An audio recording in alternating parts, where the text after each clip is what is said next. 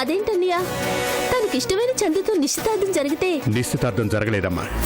ప్రాణానికి ప్రాణంగా ప్రేమించుకుంది, ఇలా విడిపోవడానికా? రాజా లాంటి మంచి వ్యక్తిని ఒక చిన్న గొడవ కారణంగా దూరం చేసుకోకు. నా తండ్రి కాలర్ పట్టుకోవడం చిన్న గొడవ? ఎక్కడ రాజా ఈ ఇంటి కల్లుడైపోతాడో, ఎక్కడ మీ పంతం నెగ్గదు అని హత్య చేయించడానికి కూడా వెనుకాడలేదు.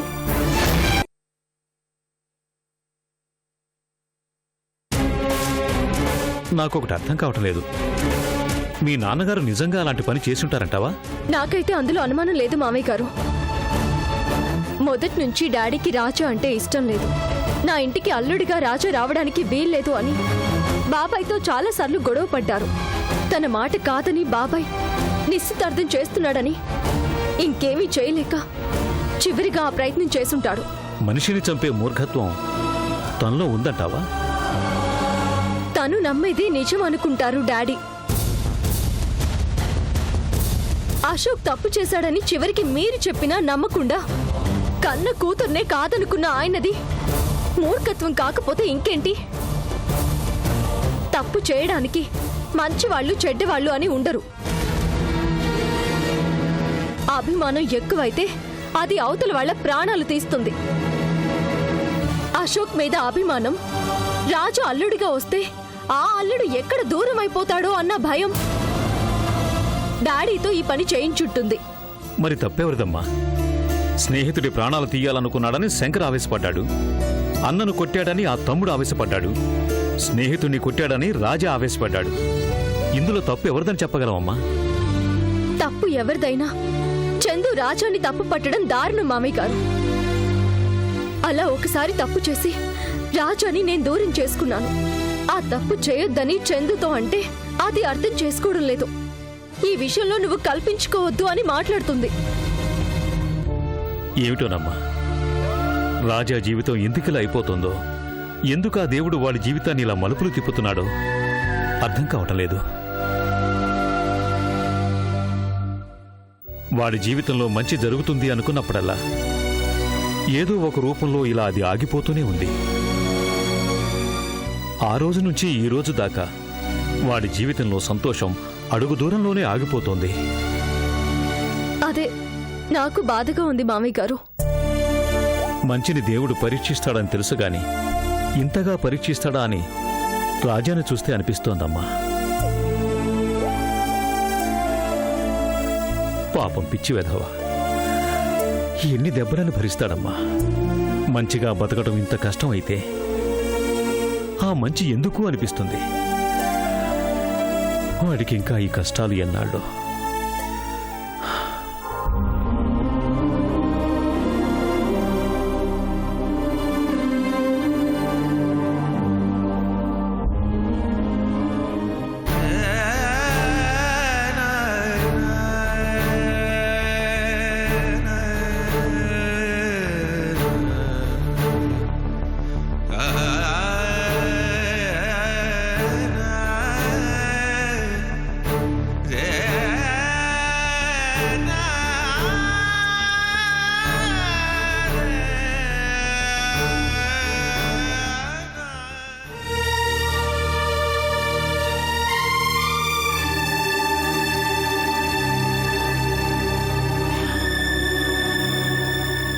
చందు,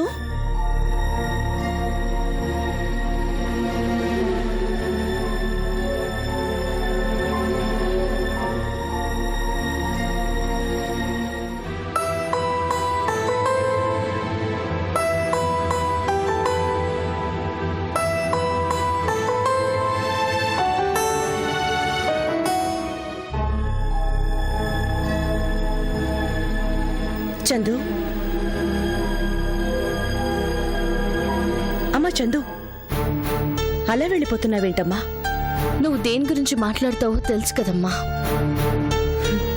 దేని గురించి మాట్లాడినా అది నీకోసమే కదమ్మా.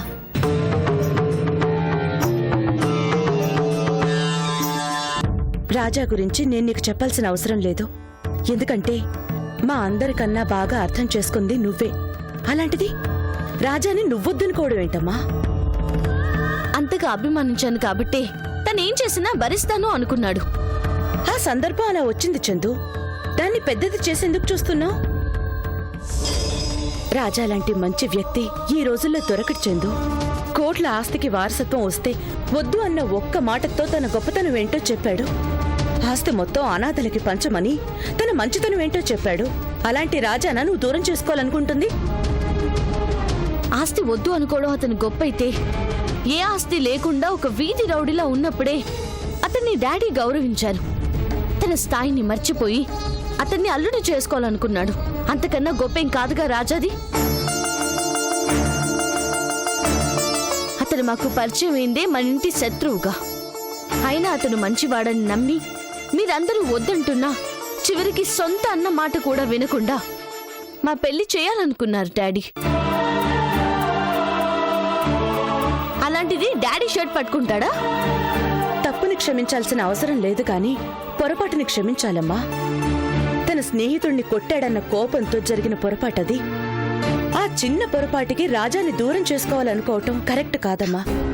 మీకది పొరపాటుగా అనిపిస్తుందేమో, నాకు మాత్రం అది తప్పు. నన్ను, నా ఇష్టాన్ని గౌరవించిన నా తండ్రిని గౌరవించినప్పుడు అలాంటి వాళ్ళు నాకు అవసరం లేదు. అలా అంటే ఎలాగమ్మా? ఎవరి గురించో అయితే నేనింతగా మాట్లాడేదాన్ని కాదు. రాజా అమ్మా, అతన్ని అర్థం చేసుకోలేక ఒకసారి మనం నష్టపోయాం. ఆ నష్టాన్ని ఇప్పటికీ భరిస్తూనే ఉన్నాం.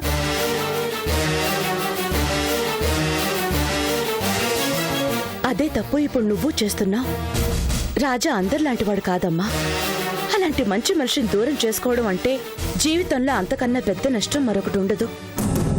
అలా అనుకుని మీ అందరినీ ఎదిరించి మరీ అతన్ని పెళ్లి చేసుకోవాలి అనుకున్నాను. అదే నా తప్పైపోయింది. నేను తనని ప్రేమించినంతగా, నేను తనని అర్థం చేసుకున్నంతగా రాజా నన్ను ప్రేమించలేదు, అర్థం చేసుకోలేదు. అందుకే ఎంత జరిగినా రాజా నుంచి ఎలాంటి స్పందన లేదు.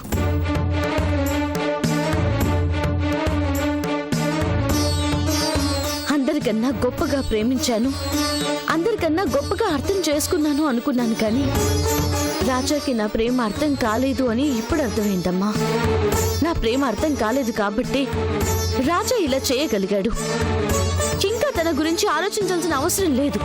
వదిలే అమ్మా.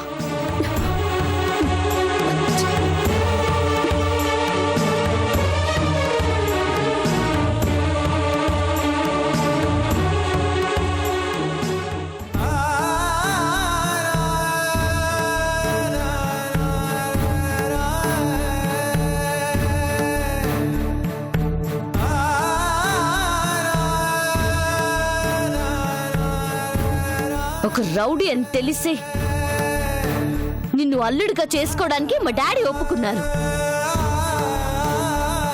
నేను నీకు కావాలి అనుకుంటే రా, వెళ్ళిపోదాం. ఇంకా నీతో వస్తాననుకుంటున్నావా? నువ్వు నాకు అవసరం లేదని డిసైడ్ అయ్యాను. నీలాంటి విశ్వాసం లేని మనిషిని ప్రేమించడం నాది తప్పు.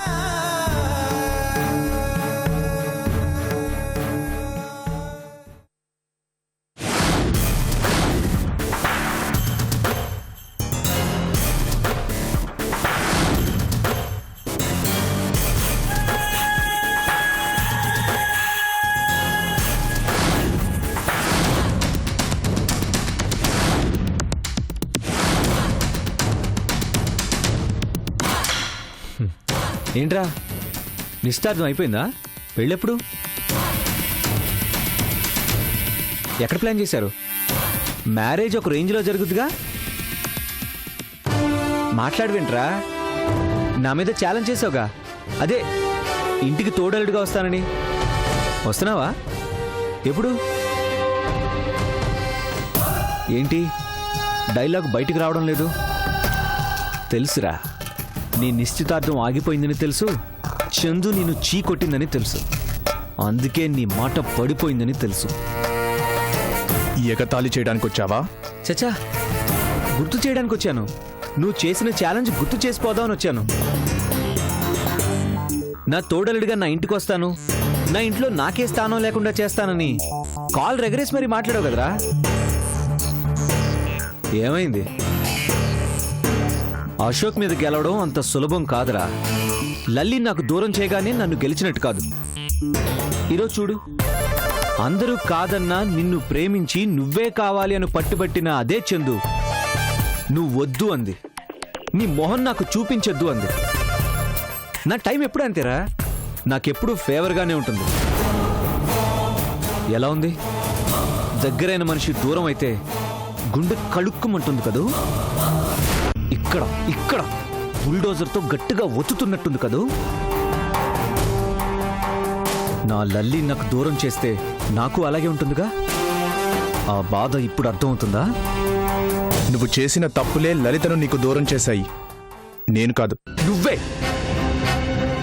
నువ్వే మళ్ళీ దగ్గరయ్యావు కాబట్టే, లల్లి దృష్టిలో నన్ను విలని చేసావు కాబట్టే లల్లి నాకు దూరం అయింది. అందుకే ఈరోజు చందు నీకు దూరం అయింది. మా నాన్నగారి దగ్గర నన్ను వెధవం చేశావు, లల్లి దగ్గర నన్ను మృగాన్ని చేశావు. అందుకు నేను నిన్ను ఏమీ చేయకుండా వదిలేసిన మా మావగారు చూసావా, చూస్తూ ఊరుకోలేకపోయారు. నా కష్టాలను చూసి తట్టుకోలేకపోయారు.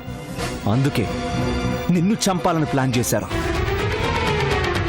అంతగా అభిమానించే మా మామగారుండగా నువ్వు ఆ ఇంటికి అల్లుడుగా ఇప్పుడు కాదు, ఎప్పటికీ రాలేవు. తొడంది కదా అని తొడగొట్టడం, డైలాగులు వచ్చి కదా అని డైలాగులు వేయడం కాదురా. ఛాలెంజ్ చేస్తే గెలిచి చూపించాలి. ఏది? ఆ ఛాన్సే లేదుగా. నీకు లవ్ అంత అచ్చుబాటు లేదురా. అందుకే నిన్ను ప్రేమించిన వాళ్ళు చివరి నిమిషంలో మారిపోతున్నారు, మనసు మార్చుకుంటున్నారు. నువ్వుంటే చాలు అన్నవాళ్లే నువ్వు అక్కర్లేదని వెళ్ళిపోతున్నారు. గెలవడం అంటే ఓడిపోయినంత సులభం కాదురా. మళ్ళీ ఈ అశోక్తో పెట్టుకోవాలని చూడకు. నువ్విలా ఓడిపోతూనే ఉంటావు. నువ్వు కొడితే ఒంటి మీదే దెబ్బ, అదే నేను కొడితే జీవితం మీదే దెబ్బ. గుర్తుంచుకో.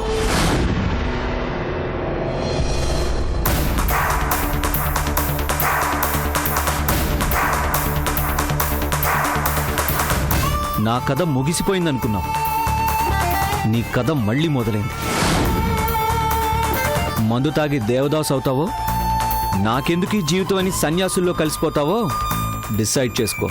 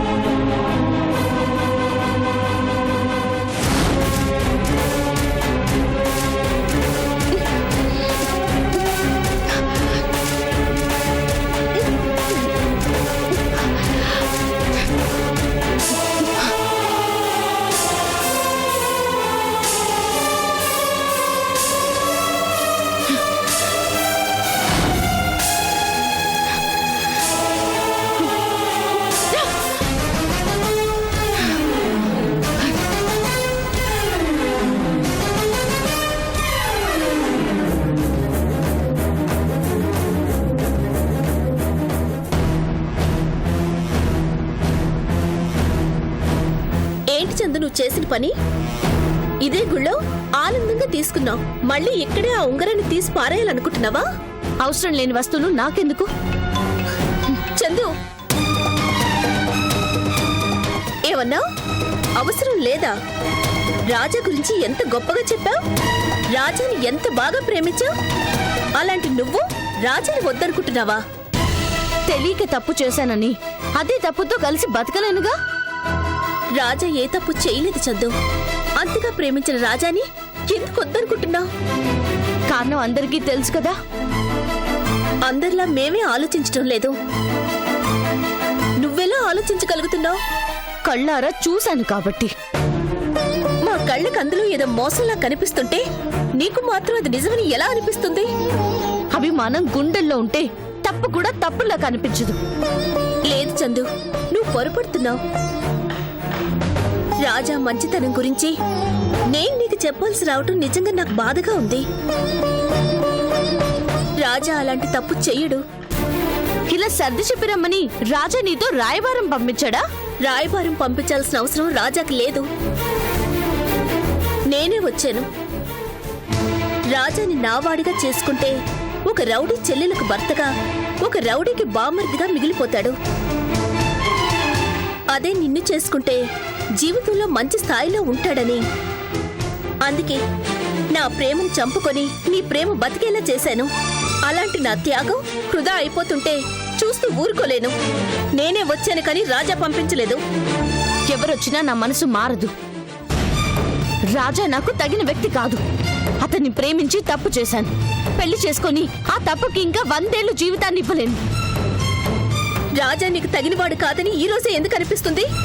ప్రేమించినప్పుడు, అతని కోసం అల్లాడినప్పుడు ఈ చెడ్డతనం ఎందుకు కనిపించలేదు? ఈ మాట అడగాల్సింది నన్ను కాదు, రాజాని. అంతగా ప్రేమించిన చందు ఇంతగా ద్వేషించాల్సిన అవసరం ఏమొచ్చిందని నిలది. సమాధానం రాజా దగ్గర కూడా ఉండదు. ఎందుకంటే అతను చేసింది తప్పని అతనికి కూడా తెలుసు కాబట్టి. రాజా ఏ తప్పు చెయ్యలేదు చందు. చెయ్యని తప్పుకి చందుకు దూరం అయిపోతున్నాడని అల్లాడిపోతున్నాడు. నటన, అదంతా నటన. రాజా బాగుండాలి, రాజా జీవితాన్ని ఉద్ధరించాలి అంటూ సొంత వాళ్ళను సైతం కాదనుకుని రాజాని అభిమానించినందుకు నన్ను మోసం చేశాడు. లలితను మర్చిపోయాను, తన మీద ఎలాంటి భావం లేదంటూనే మా అక్కకి ఇల్లు కొనిచ్చి తన దగ్గర పెట్టుకున్నాడు. నాతో ప్రేమ నటిస్తూనే మా అక్కతో ఛీ! అతని గురించి తలుచుకుంటేనే అసహ్యంగా ఉంది. అలాంటి సంస్కారం లేని మనిషి నాకు అవసరం లేదు. ఈ విషయంలో నా నిర్ణయం మారదు. నీ తొందరపాటు నిర్ణయంలో నీ జీవితమే కాదు, రాజా జీవితాన్ని కూడా నాశనం చేస్తున్నావు. అర్థం చేసుకో చందు. నేనేం నాశనం చేయడం లేదు. అతని చేతులతో అతనే నాశనం చేసుకుంటున్నాడు. అయినా అతనికి నువ్వేం కాదనుకుంటూ మళ్ళీ అతని గురించి మాటలెందుకు? రాజా నా తండ్రికి చేసిన అవమానం నేను మర్చిపోలేను. ఈ జన్మకి రాజాని కలవడం అనేది జరగదు. అతను వద్దు, అతని జ్ఞాపకాలు వద్దు.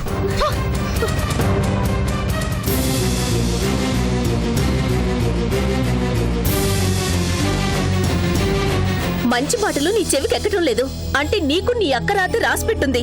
నీలాగే అనుమానించి అవమానించి నీ అక్క ఎన్ని కష్టాలు పడుతుందో చూసావుగా. నువ్వు అలాగే కష్టపడక తప్పదు చందు. అలాంటి కష్టాలైనా భరిస్తాను కానీ రాజా చేసిన తప్పును మాత్రం క్షమించలేను.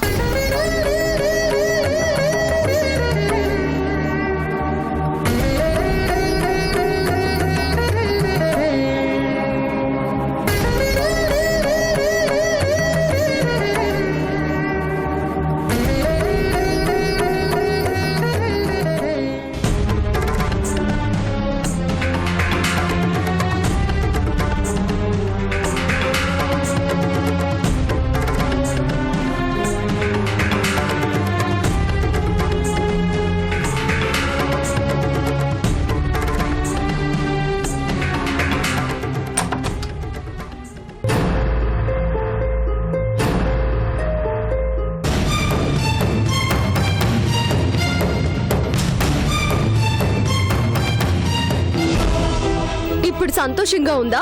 రాజా మీద మీ పంతం నెగ్గించుకున్నందుకు చాలా ఆనందంగా ఉండుంటారుగా. నేను నా అల్లుణ్ణి కానివ్వను, నీకు నా ఇంట్లో స్థానం ఇవ్వను అన్న మీ మాట నిలబెట్టుకున్నారు కదా. ఏం మాట్లాడుతున్నావు? ఉన్నది మాట్లాడుతున్నాను. అన్న మాట ప్రకారం నిశ్చితార్థాన్ని చెడగొట్టి రాజాని ఆ ఇంటి అల్లుణ్ణి కానివ్వకుండా చేసిన మీ గొప్పతనం గురించి మాట్లాడుతున్నాను. నేను చెడగొట్టడం ఏంటి? చెడగొట్టుకుంది నా చెల్లెలే, కానీ అందుకు కారణం మీరేగా. మీ పంతం నెగ్గించుకోవడం కోసం ప్రాణాలు కూడా తీస్తున్నారా?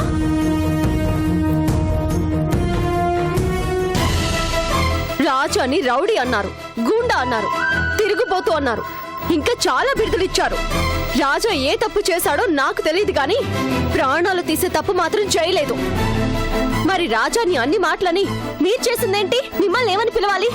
చెప్తే అర్థం కాదా? వాణ్ణి చంపించాల్సిన అవసరం నాకేంటి? అటు మీ అమ్మ ఇటు నువ్వు నన్ను హంతకున్నట్టు మాట్లాడుతుంటే నేనేం చెయ్యాలి? మీరు ఆ పని చేశారు అంటే అందులో నాకు ఎలాంటి అనుమానం లేదు. మీరు చేయగలరు. మీరు అనుకున్నది సాధించడం కోసం ఏమైనా చేస్తారు. మీ అల్లుడు మంచివాడు అన్న మీ నమ్మకం కోసం కన్న కూతుర్నే కాదనుకున్న మీకు ఇది పెద్ద విషయమేమీ కాదు. రాజా మీకు శత్రువైందెందుకు? నన్ను ప్రేమించినందుకేగా. అప్పుడు ఆ తప్పు నాది. మీ కోపం తీర్చుకోవడానికి నన్ను చంపుండాలి. అశోక్ రాజాకి నాకు అక్రమ సంబంధాన్ని అంటగడితే అది నమ్మి నేను చచ్చాను అన్నారు. రాజా మీద మీ కోపం అయితే నన్ను ముక్కలు ముక్కలుగా నరికుండాలి. అలాంటిది నన్ను వదిలేసి రాజాని చంపాలనుకోవడం ఏంటి? మీ కోపానికి కారణం నేను.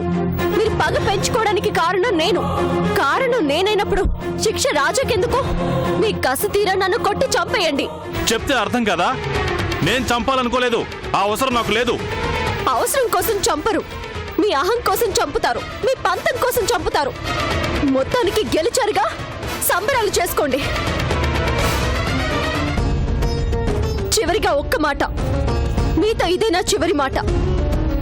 చేయని తప్పుకి నన్ను అసహించుకున్నారు. చచ్చాను అని వదిలేసుకున్నారు. రాజా లాంటి ఒక మంచి మనిషి మంచితనాన్ని అర్థం చేసుకోకుండా ప్రాణాలు తీయాలనుకున్నారే. ఇప్పుడు మీరు నా తండ్రి అని చెప్పుకోవడానికి నాకు అసహ్యంగా ఉంది. మంచిని చంపాలి అన్న ఆలోచన వచ్చిన క్షణమే నా దృష్టిలో నా తండ్రి చచ్చిపోయాడు.